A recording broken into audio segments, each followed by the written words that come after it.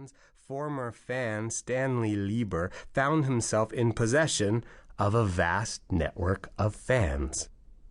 In conjuring out of typewriter ribbon and folding chairs the CCBC, I hoped to accomplish a similar alchemy. By pretending to have friends, maybe I could invent some. This is the point, to me, where art and fandom coincide.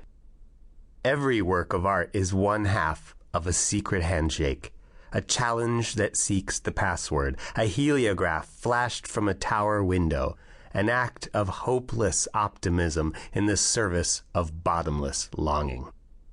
Every great record or novel or comic book convenes the first meeting of a fan club whose membership stands forever at one, but which maintains chapters in every city, in every cranium in the world. Art, like fandom, asserts the possibility of fellowship in a world built entirely from the materials of solitude.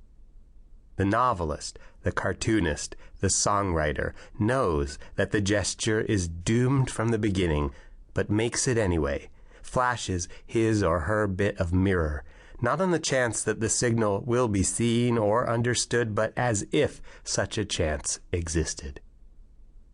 After I had been sitting at that big, empty conference table for what felt like quite a long time, the door opened and a woman stuck her head in.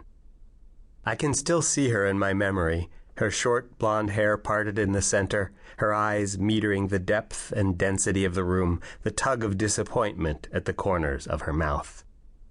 "Oh," she said, seeing how things were with the Columbia Comic Book Club.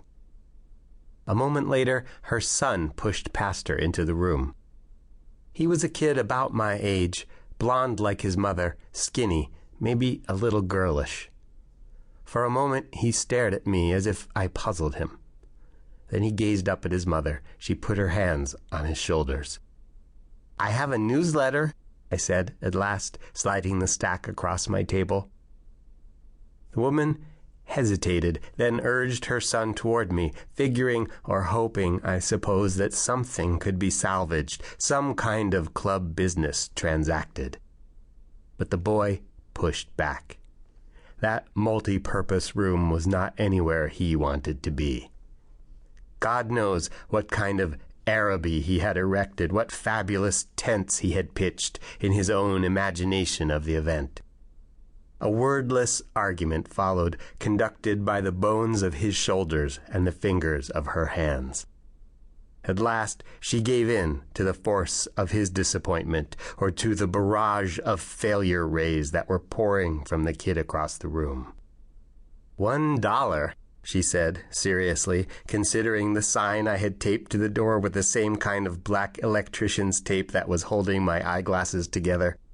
"I think that might be a little too much for us."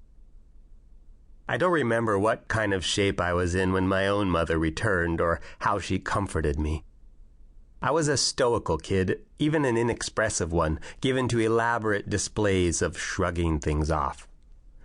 And looking back at that day, I see now how much the brief existence of the CCBC had to do with mothers and sons.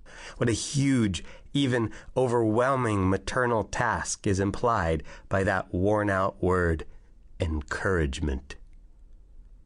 In spite of whatever consolation my mother may have offered, that was the moment when I began to think of myself as a failure. It's a habit I never lost. Anyone who has ever received a bad review knows how it outlasts by decades the memory of a favorable word.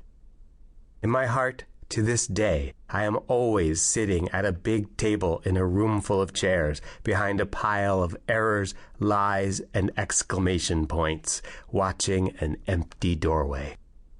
My story and my stories are all, in one way or another, the same, tales of solitude and the grand pursuit of connection, of success and the inevitability of defeat. Though I derive a sense of strength and confidence from writing, and from my life as a husband and father, those pursuits are notoriously subject to endless setbacks and the steady exposure of shortcoming, weakness, and